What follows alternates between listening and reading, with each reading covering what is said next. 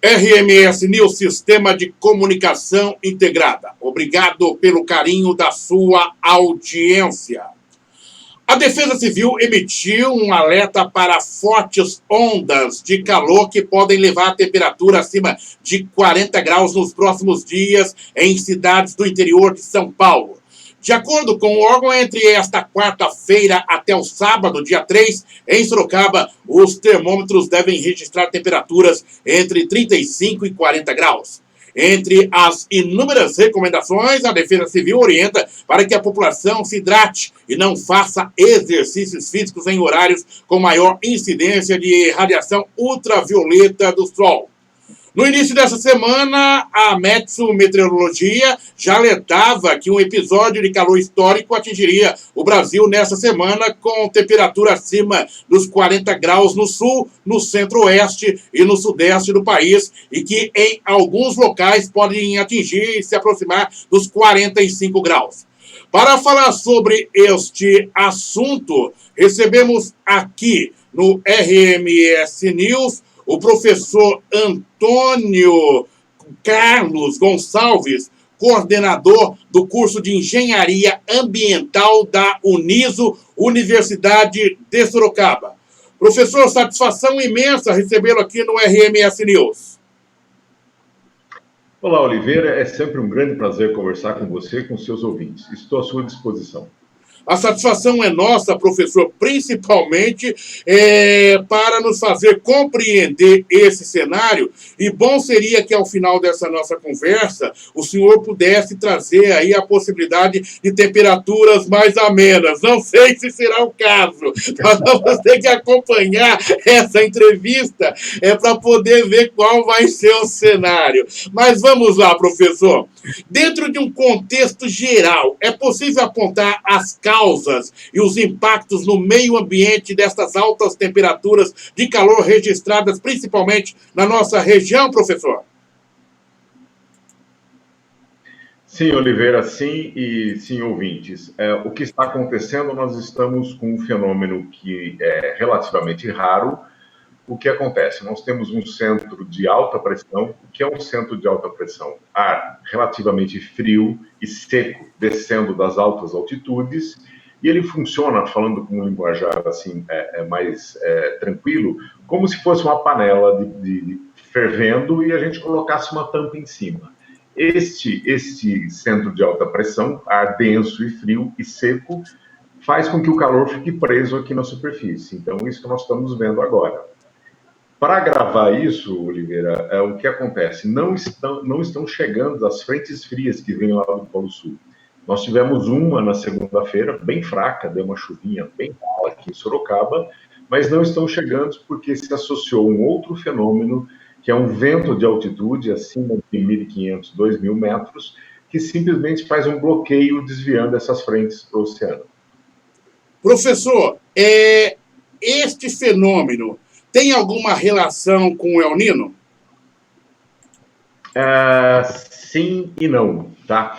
Por que sim e não? Puxa vida, eu estou aqui para esclarecer, vou colocar mais dúvida na cabeça de vocês.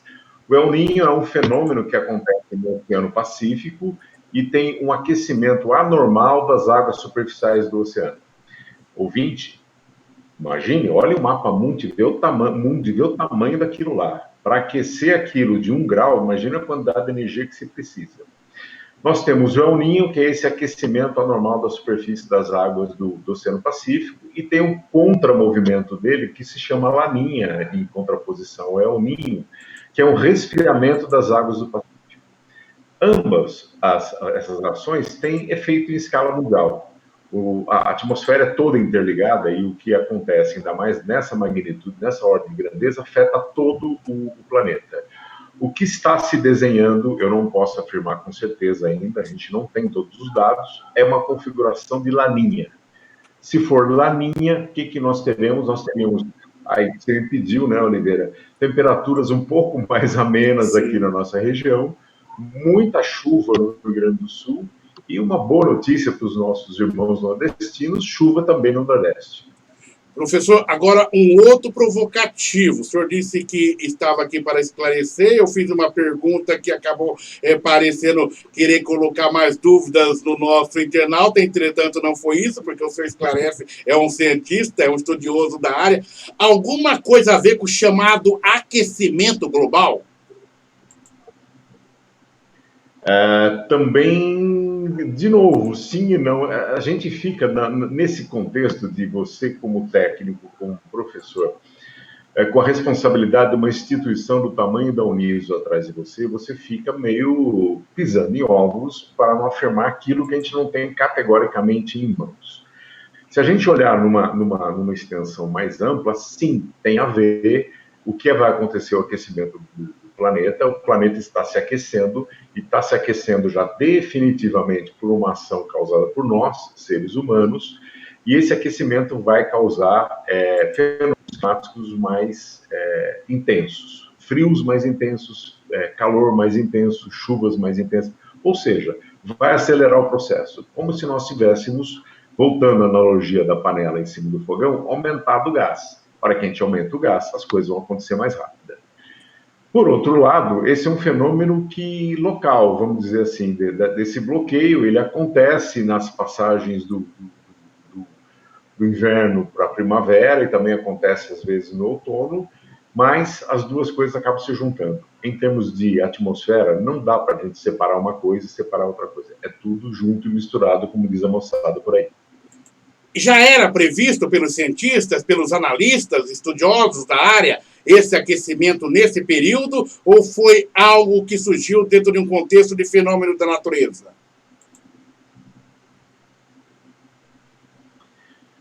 Ouvintes de Oliveira, eu respeito muitíssimo os colegas meteorologistas. Eu sou professor de climatologia e existe uma diferença. Nós trabalhamos climatologistas olhando para trás, olhando para o passado e tentando entender o futuro. Os meteorologistas tentam entender o que vai acontecer para o futuro. Respeito muitíssimo o trabalho deles, mas a gente sabe que em 24 horas eles têm uma probabilidade de acerto acima de 90%. Mas se passar 15 dias, eles vão falar em tendências, eles nem falam em previsão. Então, pode ser, eu já estou vendo, acompanhando na internet, na literatura especializada, que já estava com essa tendência de ter esse fenômeno. Mas bateu o martelo, só foi essa fenômeno quando estivéssemos mais próximos. Professor, quais são as consequências dessas altas temperaturas, principalmente em relação à nossa região? Perfeito, Oliveira.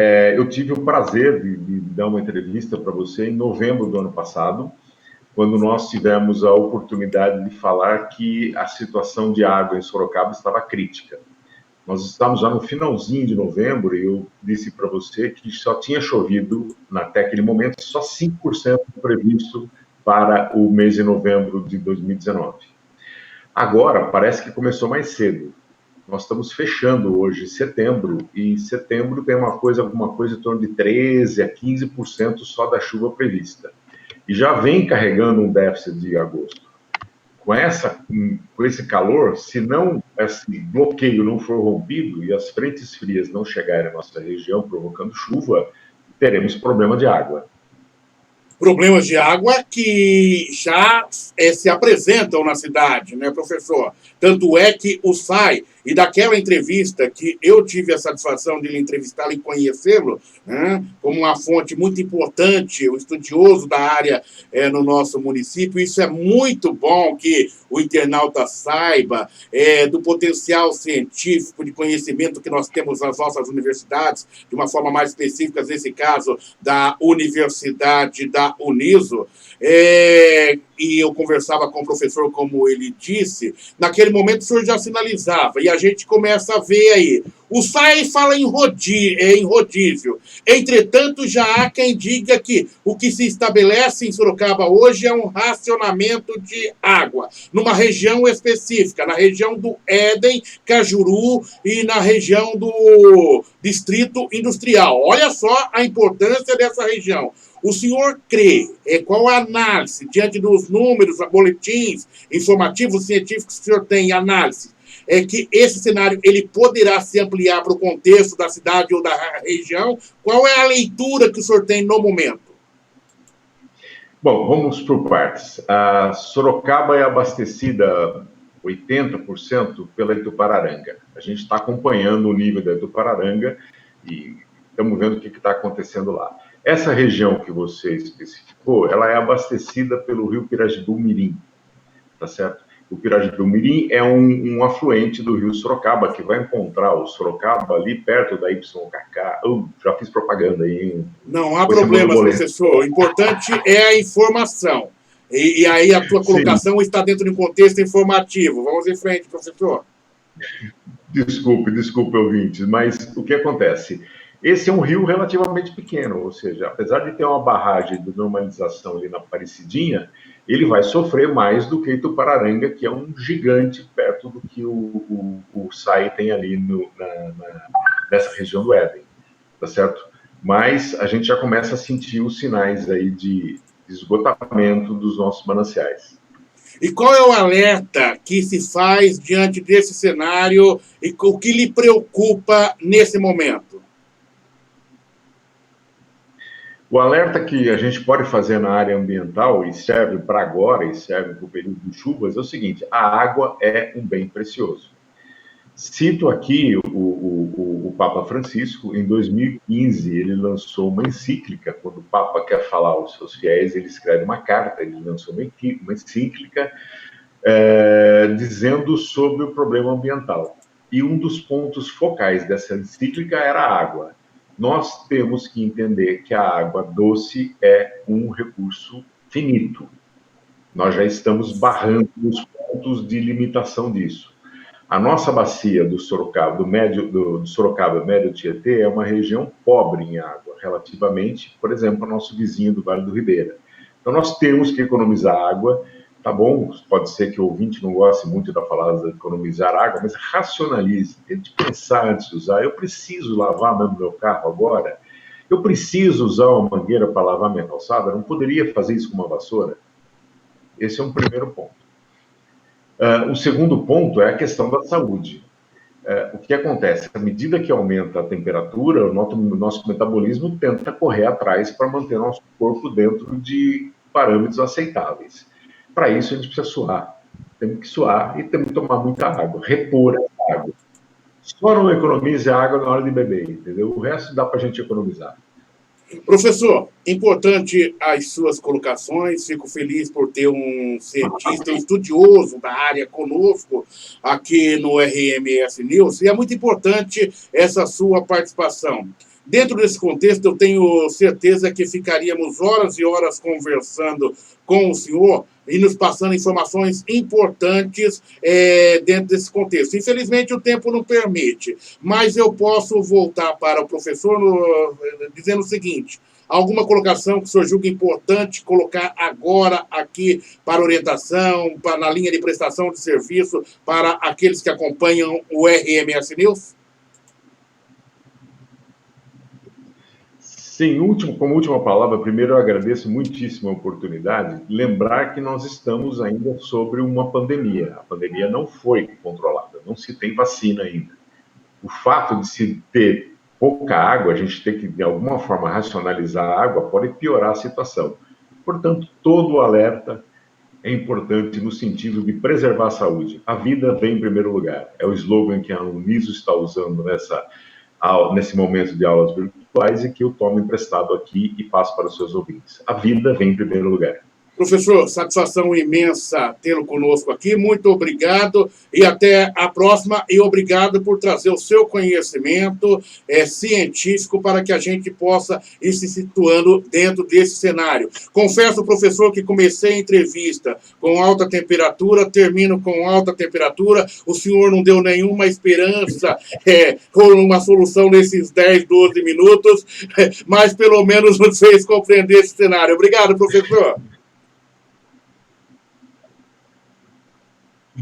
Oliveira, o que eu digo para os meus alunos é o seguinte: o impossível a gente tenta fazer já, milagre demora um pouco mais. Tá certo. Boa noite, muitíssimo obrigado pela oportunidade. Nós que agradecemos. Uma boa noite, professor Antônio Carlos Gonçalves, coordenador do curso de Engenharia Ambiental da Uniso, fazendo-nos entender, compreender esse momento em que estamos vivendo. Eu gosto muito de conversar com estudiosos dos mais diversos temas, porque quem ganha é o nosso internauta, é o nosso ouvinte. E ainda mais quando nós conversamos com professores especialistas nos assuntos, porque eu sempre considero uma entrevista como esta como uma verdadeira aula magna para todos os nossos ouvintes. Obrigado, professor Antônio Carlos, conversando conosco aqui, professor Antônio Carlos, conversando conosco aqui no RMS News, Antônio Carlos Gonçalves, coordenador